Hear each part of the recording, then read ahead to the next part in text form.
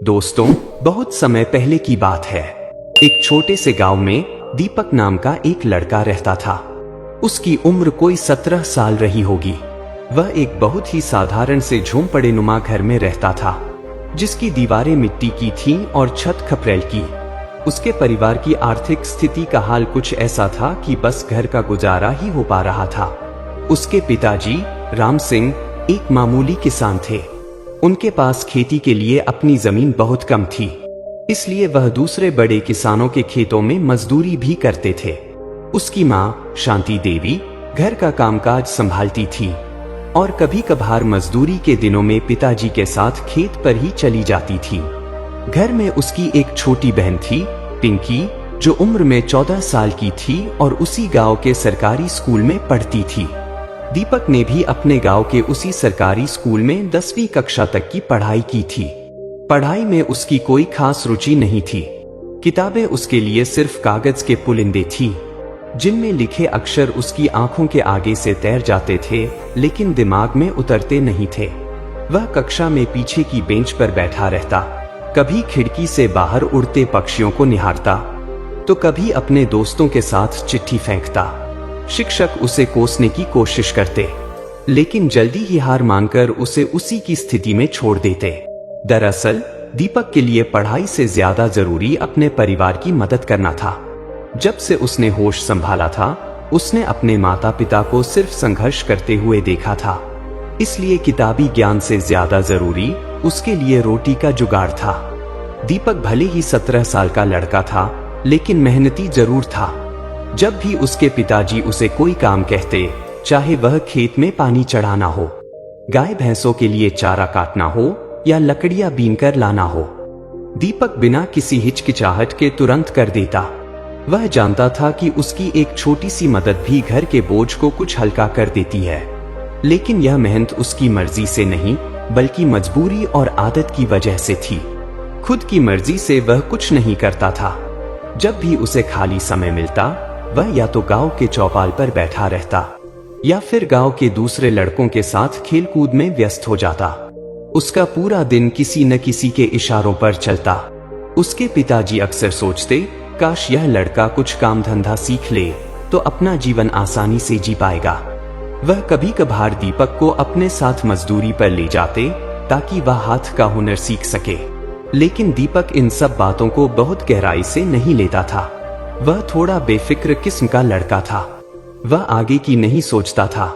बस जैसा उसका जीवन चल रहा था, वह उसी तरह अपना जीवन जी रहा था। भविष्य की कोई योजना, कोई सपना उसकी आंखों में नहीं था। दीपक को दूसरों की बातों में ज्यादा रुचि रहती थी। वह अपने दोस्तों की बातों में इतना खो जाता कि खुद की सोचने समझने की शक्ति ही खो देता। अगर किसी दोस्त ने कह दिया, दीपक आज चलते हैं दूसरे गांव घूमने, तो दीपक बिना यह सोचे समझे कि क्या उसका जाना जरूरी है, क्या उसका जाना ठीक है, चल पड़ता। उसे लगता, चलो दोस्तों के साथ वक्त गुजर जाएगा। उसके पिताजी अक्सर दीपक से पूछते, दीपक कुछ सोचा है आगे क्या करना है? अब तो बड़ा हो गया है। लेकिन दीपक बस उनकी बातें सुनता, ज्यादा कुछ नहीं बोलता। उसकी यह खामोशी उसके पिता को चुभती। वह चिंता में पड़ जाते और सोचते, पता नहीं इस लड़के का क्या होगा। एक दिन की बात है। दोपहर के करीब 12 बजे का समय था। तेज धूप थी और गांव का चौपाल सुनसान पड़ा था। दीपक अकेला चौपाल की एक चबूतरे पर बैठा हुआ था और आसमान में उड़ते बादलों को निहार रहा था। तभी गांव के 2 लड़के राहुल और सुमित वहां आए। ये दोनों दीपक के दोस्त थे और उम्र में भी उसके करीब ही थे, 17-18 साल के बीच। राहुल ने आकर कहा, अरे दीपक, यहाँ अकेले क्या बैठा है? चल आज कहीं घूमने चलते हैं। कोई काम तो है नहीं? दीपक ने उदास स्वर में पूछा, कहाँ जाओगे? सुमित बोला, चलो क्यों न पास वाले आम के बाग में चलते हैं, कुछ आम खाएंगे, फिर पास वाली नदी में आराम से नहाएंगे। राहुल ने तुरंत कहा, अरे नहीं, पहले नदी में नहाने चलते हैं, फिर आराम से बाग में आम खाएंगे। दीपक उनकी बात सुनकर बोला, ठीक है चलते हैं, पर अगर बाग वाले ने पकड़ लिया तो? राहुल ने हंसते हुए कहा, अरे यार, आज बाग वाला नहीं है, तू चिंता मत कर, कुछ नहीं होगा, हमें पता है। दीपक ने बिना कुछ सोचे समझे उनकी बात मान ली और तीनों चल पड़े। उसके मन में एक पल के लिए भी यह विचार नहीं आया कि यह गलत है या इसके क्या नतीजे हो सकते हैं। वह बस दोस्तों की बात में बह गया। तीनों पहले नदी के किनारे पहुंचे। नदी का ठंडा स्वच्छ पानी देखकर उनका मन प्रफुल्लित हो गया। उन्होंने खूब मस्ती की, पानी में कूदे, तैरे और एक दूसरे पर पानी उछाला। कुछ देर बाद गीले कपड़ों में ही वे आम के बाग की ओर चल पड़े। बाग में पके हुए आमों की सुगंध हवा में तैर रही थी।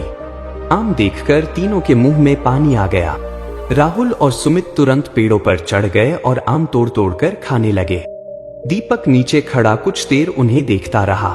फिर उसने ऊपर चढ़े हुए राहुल से कहा, अरे मुझे भी एक आम दो। राहुल ने ऊपर से कहा, अरे पगले, इतना बड़ा बाग है, किसी भी पेड़ पर चढ़ के खा ले, हम कब तक तुझे आम देते रहेंगे। दीपक ने सोचा, बात तो सही है। फिर क्या था, वह भी एक ऊंचे पेड़ पर चढ़ गया। उसने एक बड़ा सा पका हुआ आम तोड़ा। आम बहुत स्वादिष्ट था। वह पेड़ पर बैठा आम का आनंद ले रहा था।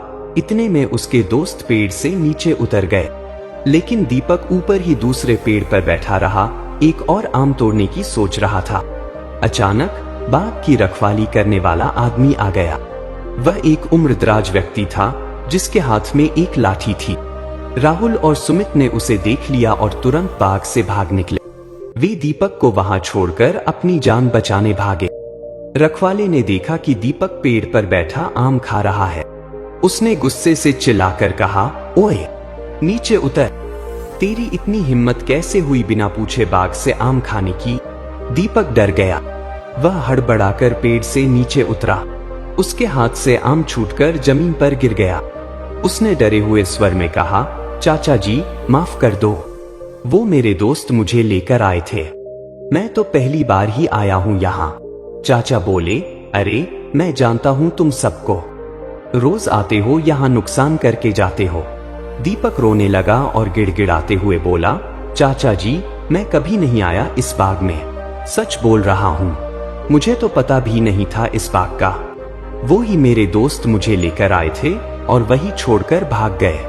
दीपक के आंसू और उसकी आवाज में छलकती सच्चाई की झलक ने चाचा के दिल को छू लिया। चाचा का गुस्सा थोड़ा शांत हुआ। उन्होंने दीपक से कहा, अच्छा चलो रोना बंद करो पहले। फिर चाचा ने कहा, देखने में तो तुम अच्छे भले समझदार लगते हो, क्या तुम्हें मालूम नहीं कि यह सब करना गलत है। तुम चोरी करके आम खा रहे हो, किसी दूसरे का नुकसान कर रहे हो। चलो मान लिया तुम्हारे दोस्त होंगे ऐसे, पर क्या तुम्हें नहीं पता कि यह सब जो तुम कर रहे हो गलत है। आज तुम अपने दोस्तों की बातों में आकर बाग से आम चुराकर खा रहे हो, कल तुम उन्हीं की बातों में आकर कोई बड़ा अपराध कर बैठोगे। चाचा की यह बात दीपक के दिल में लग गई, जैसे कोई बाण सीधे निशाने पर लगा हो। उसने कभी इस तरह से नहीं सोचा था। उसने हाथ जोड़कर माफी मांगी, चाचा जी, मुझे माफ कर दो, आज के बाद मैं किसी की बातों में नहीं आऊंगा। चाचा ने गंभीर स्वर में कहा, बेटा, यह जिंदगी तुम्हारी है, इस पर किसी का हक नहीं, यहाँ तक कि तुम्हारे माता पिता का भी हक नहीं है। तुम ही अपने जीवन के कर्ता धर्ता हो, जैसा तुम करोगे वैसा ही तुम्हें मिलेगा। चाचा की बात सुनकर दीपक बोला, चाचा जी, मैंने आज तक खुद से कोई काम ही नहीं किया, कोई फैसला नहीं लिया। बस अगर पिताजी ने कोई काम कह दिया तो कर दिया, और किसी दोस्त ने कहीं जाने के लिए कह दिया तो चला गया। चाचा बोले, बेटा, यही तो तुम्हारी गलती है, तुमने अपनी जिंदगी की डोर दूसरों के हाथों में दे रखी है, जैसा वो कहेंगे वैसा तुम करते हो। बेटा, ऐसे तुम सारी जिंदगी दूसरों के लिए ही काम करते रहोगे और हमेशा धोखा खाते रहोगे, जैसे कि आज तुम्हारे दोस्तों ने धोखा देकर चले गए। चाचा की बातें कड़वी थीं, पर सच्ची। दीपक को होशपूर्वक समझ आ रही थी और वह महसूस कर पा रहा था कि सचमुच कैसे वह सिर्फ दूसरों के कहे अनुसार ही आज तक काम करता आया है। उसने खुद कोई फैसला नहीं लिया था, बिना यह सोचे समझे कि इसका उसकी जिंदगी पर क्या असर पड़ेगा। उसने कहा, चाचा जी, आप सच कह रहे हैं, मैंने आज तक अपना कोई फैसला नहीं लिया, दूसरों के कहे मुताबिक काम करता आया। चाचा ने कहा, बेटा, यह दुनिया बहुत शरीफ लोगों का फायदा उठाती है और तुम्हारी बातों से मुझे लग रहा है कि तुम एक शरीफ हो, पर तुम समझदार नहीं हो। चाचा ने आगे कहा, बेटा समझदार बनो। यहाँ हर किसी के जीवन की कहानी अलग अलग है, पर इस जीवन की कहानी को हम खुद ही लिखते हैं।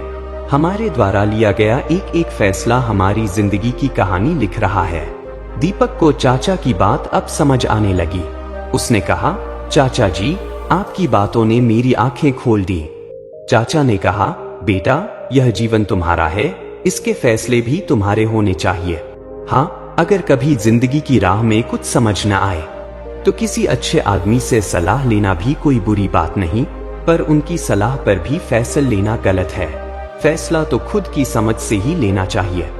अगर तुम अपनी समझ से फैसले लोगे तभी तुम्हें पता चलेगा कि तुम्हारा फैसला सही था या गलत। अगर गलत हुआ तो तुम्हारा फैसला तुम्हें तजुर्बा देकर जाएगा और सही हुआ तो तुम्हारा आत्मसम्मान बढ़ेगा।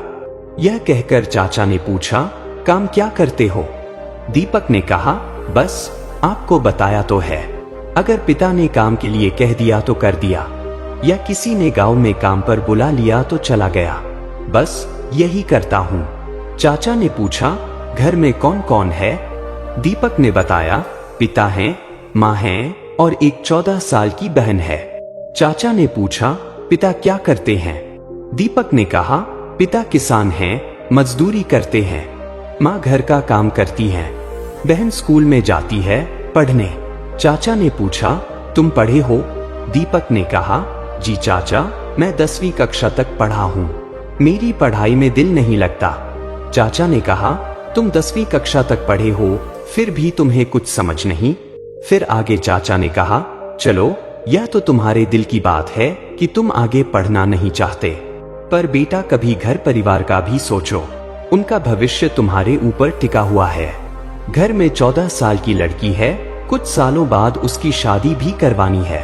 पिता अकेले किसानी मजदूरी करके घर चला रहे हैं और तुम दूसरे लोगों की बातों में आकर अपने जीवन को बर्बाद करने पर लगे हुए हो। चाचा ने कहा, बेटा, मैं मानता हूँ तुम मेहनती हो, तुम्हारे पिता कुछ काम कहते हैं करते हो, पर मेहनती होना ही सब कुछ नहीं होता। मेहनती होने के साथ साथ समझदार भी होना बहुत जरूरी है। अपने जीवन के लिए क्या सही है क्या गलत, यह समझना भी जरूरी है। चाचा की बातों ने दीपक को अंदर तक निचोड़ दिया था। उसने चाचा से कहा, चाचा जी, आज तक ऐसी बातें मुझे किसी के मुंह से सुनने को नहीं मिली, न किसी ने मुझे कभी समझाया। यहाँ तक कि मेरे पिता ने भी आज तक मुझे नहीं समझाया था। चाचा ने कहा, बेटा, बस मेरी एक बात याद रखना कि यह जीवन तुम्हारा है और तुम इसे कैसा देखना चाहते हो भविष्य में, यह तुम्हारे ही हाथों में है, तुम्हारे लिए गए फैसलों में है। तुम जैसा चाहोगे वैसी कहानी लिख सकते हो अपने जीवन की। फिर चाचा ने कहा, बेटा, एक और बात, सपना देखना शुरू करो, क्योंकि जब तक तुम कोई सपना नहीं देखोगे, सोचोगे नहीं, तब तक तुम अपने जीवन की कहानी नहीं लिख पाओगे। अब दीपक को सब बात समझ में आ जाती है। वह कहता है, चाचा जी, आपने मुझे आज जीवन का आईना दिखा दिया, आपका बहुत बहुत शुक्रिया। उसने चाचा के पैर छू लिए। चाचा ने कहा, जाओ बेटा, और मेहनत और समझदारी से जीवन जियो और अपनी कहानी लिखो और अपने सभी बुरे दोस्तों से दूर रहो। चाहे वे नाराज हों या खुश, तुम्हें कोई फर्क नहीं पड़ना चाहिए। तुम सिर्फ अपना जीवन देखो, यहाँ हर कोई अपना अपना जीवन ही देख रहा है। दीपक ने कहा, जी चाचा जी, मैं आपकी सारी बात समझ गया, अब मैं अपने जीवन की कहानी खुद लिखूंगा। इतना कहकर दीपक बाग से निकलकर गांव की तरफ चल पड़ा। सूरज ढलने वाला था और आसमान में सुनहरी नारंगी छटा बिखर रही थी, पर दीपक को उस सुंदरता में कोई दिलचस्पी नहीं थी। वह रास्ते में सोचता आ रहा था कि चाचा ने मुझे आज जिंदगी की सच्चाई बता दी। तुम ही अपने जीवन के कर्ता धर्ता हो, अपनी जिंदगी की कहानी खुद लिखो, सपना देखना शुरू करो। चाचा के यह शब्द उसके कानों में गूंज रहे थे जैसे कोई मंत्र हो। बस चाचा की बातें ही सोचता हुआ वह आ रहा था। जैसे जैसे वह गांव के करीब पहुंचा, उसके मन में एक तूफान सा उठ रहा था। पहली बार उसे अपनी जिंदगी, अपने फैसलों और अपने भविष्य के बारे में गहराई से सोचने का मौका मिला था। अब तक का उसका जीवन बिना किसी दिशा के बहती हुई नदी की तरह था। आज उसे एक लक्ष्य मिल गया था, एक दिशा। घर पहुंचकर उसने देखा कि उसकी माँ रसोई में चूल्हा जला रही थी और पिंकी उनकी मदद कर रही थी। उसके पिताजी आंगन में चारपाई पर बैठे हुए थे। दीपक ने सीधे आंगन में जाकर चारपाई पर बैठ गया। उसके चेहरे पर एक अजीब सी गंभीरता थी जो आमतौर पर नहीं दिखती थी। पीछे से उसके पिताजी आए और बोले, इतनी देर कहाँ लगा दी बेटा? पहले तो समय से घर आ जाता था। दीपक ने गहरी सांस लेकर कहा, कुछ नहीं पिताजी, बस जिंदगी की सच्चाई सुनकर आ रहा हूँ। इतना कहकर वह अंदर जाकर अपने बिस्तर पर लेट गया। उसकी इस छोटी सी लेकिन गूढ़ बात ने उसके पिता को हैरान कर दिया। राम सिंह सोच में पड़ गए, आज यह बोला कैसे? और वह भी पता नहीं क्या बोलकर चला गया। पर वह ज्यादा सोच विचार नहीं कर पाए और अपनी चारपाई पर आकर लेट गए। उस रात दीपक को नींद नहीं आई। उसकी आंखें खुली हुई थीं और दिमाग में एक के बाद एक विचारों का तूफान चल रहा था। चाचा की बातें, अपने दोस्तों का धोखा, अपनी बेबसी, पिता की चिंताएं, बहन का भविष्य, सब कुछ उसके सामने घूम घूम कर आ रहा था। अपने जीवन का फैसला खुद लेना सीखो, अपनी कहानी खुद लिखो, सपना देखो, यही वाक्य बार बार दोहराए जा रहे थे। फिर उसे एक बात और याद आई, घर में 14 साल की लड़की है। कुछ सालों बाद उसकी शादी भी करवानी है। यह सोचते ही उसकी आंखों के सामने पिंकी का मासूम चेहरा तैर गया। उसने ठान लिया, मैं अपनी बहन की शादी करूंगा। मैं उसके लिए एक अच्छा घर दे पाऊंगा। अब उसके मन में एक सपना था, एक लक्ष्य था, और लक्ष्य के साथ ही उसे एहसास हुआ कि इसके लिए उसे पैसों की जरूरत होगी, हैसियत की जरूरत होगी। वह बस मजदूरी करके यह सब नहीं जुटा सकता था। सुबह होते ही दीपक उठा और सीधे नदी के किनारे चला गया। वहां एकांत में बैठकर उसने खुद से एक संकल्प लिया, आज से मैं खुद अपने फैसले लूंगा, किसी की बातों में नहीं आऊंगा। मैं गांव का एक ईमानदार, मेहनती, समझदार और कामयाब इंसान बनूंगा। मैं अपनी कमाई से अपनी बहन की शादी करूंगा। यह संकल्प लेते हुए उसने खुद से वादा किया कि अब वह किसी के कहने पर नहीं बल्कि अपनी समझ से काम करेगा। कुछ देर बाद वह नदी के किनारे से उठा और सीधे काम की तलाश में निकल पड़ा। उसने सोचा, पहला कदम तो कमाना शुरू करूं, फिर देखेंगे। उसने गांव में घूम घूम कर काम ढूंढना शुरू किया। पहले वह गांव के मुखिया के घर गया। मुखिया जी, कोई काम हो तो बताइए। मुखिया जी ने कहा, अभी तो कोई काम नहीं है बेटा, जब कोई काम होगा तब बुला लेंगे। फिर वह गांव के कुछ बड़े किसानों के पास गया। सभी का एक ही जवाब था, अभी खेतों में काम नहीं है, फसल कटने के बाद ही काम होगा। वह मायूस तो हुआ लेकिन हारा नहीं। उसने सोचा, कोई बात नहीं, आज काम नहीं मिला तो क्या हुआ, कल मिलेगा। अब वह निराश होकर बैठने वाला दीपक नहीं रह गया था। उसके अंदर एक जुनून था, एक जिद थी। शाम को जब वह घर लौटा तो रास्ते में उसके वही दोस्त मिल गए, राहुल और सुमित, जो उसे छोड़कर भाग गए थे। राहुल ने आकर कहा, अरे भाई दीपक, माफ करना यार, हम डर गए थे इसलिए भाग गए। तू बता क्या हुआ वहां? दीपक ने उनकी आंखों में देखा। वे उसका मजाक उड़ाने आए थे, पर अब का दीपक अलग था। उसने शांति से कहा, कुछ नहीं हुआ, बल्कि चाचा ने मुझे 2 आम और दिए थे, वह भी बहुत मीठे थे। दीपक की इस बात को सुनकर उसके दोस्त हैरान रह गए। वे तो सोचकर आए थे कि दीपक उनसे नाराज होगा, शिकायत करेगा और वे उसका मजाक उड़ाएंगे। लेकिन उन्हें क्या मालूम था कि अब दीपक पुराने वाला नहीं रहा, बदल गया था। उनमें से एक दोस्त बोला, चलो आज फिर मस्ती हो जाए दीपक, चलो नदी किनारे चलते हैं। दीपक ने स्पष्ट शब्दों में कहा, नहीं भाई, तुम जाओ, मुझे कुछ काम है पिताजी के साथ। उसके दोस्त उसके साथ जिद करने लगे, चल न दीपक, नाराज है क्या? पर दीपक अब उनकी बातों में नहीं आता था। उसने साफ साफ कह दिया, तुम्हें जाना है जाओ भाई, मुझे काम है, मैं नहीं जा सकता। उसके दोस्त गुस्सा होकर चले गए, पर अब उनकी किसी बात का दीपक पर असर नहीं हुआ। खुद से लिए गए इस छोटे से फैसले से दीपक बहुत खुश हुआ। उसे एक सुकून और शांति सी महसूस हुई। उसका आत्मसम्मान मानो बढ़ सा गया। उसने महसूस किया कि वाकई अपने फैसले सच में इंसान को सुकून देते हैं, खुशी देते हैं। यह उसकी नई जिंदगी की पहली जीत थी। फिर शाम को वह घर गया और खाना खाकर सो गया।